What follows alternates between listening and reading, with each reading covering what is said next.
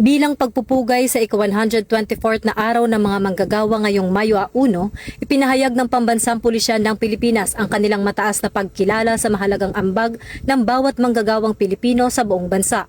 Sa opisyal na pahayag na nilabas ng Camp Crame, binigyang diin ni Police General Jose Melencio Nartates Jr., Chief PNP, na ang bawat patak ng pawis mula sa mga pabrika, opisina at lansangan ay nagsisilbing pundasyon ng isang mas matatag at maunlad na ekonomiya.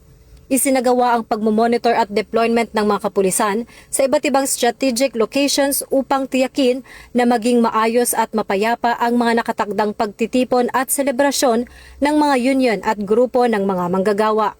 Ang mensaheng ito ay direktang nakaangkla sa PNP Focused Agenda na community engagement kung saan ipinapakita ng kapulisan ang kanilang papel bilang tagapangalaga ng karapatan ng mamamayan na magpahayag ng mapayapa.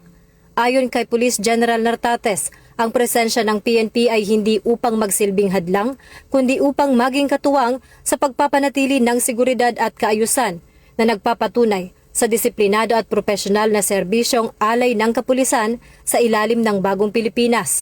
Sa pamamagitan ng paggalang sa karapatang pantao at pagtiyak sa kaligtasan ng publiko, mas lalong napagbubuklod ang ugnayan ng pulisya at ng sektor ng paggawa. Hinihikayat ng Pambansang Pulisya ang lahat ng mga kalahok sa mga aktibidad ngayong araw na panatilihin ang kaayusan at sumunod sa mga itinakdang alituntunin para sa kaligtasan ng lahat. Para sa anumang emergency o pangangailangan ng tulong, huwag mag-atubiling lumapit sa pinakamalapit na Police Assistance Desk o makipag-ugnayan sa aming hotline. Sa pagkakaisa ng marangal na paggawa at tapat na serbisyo ng pulisya, sabay-sabay nating itaguyod ang isang ligtas at masaganang bansa. Mabuhay ang manggagawang Pilipino!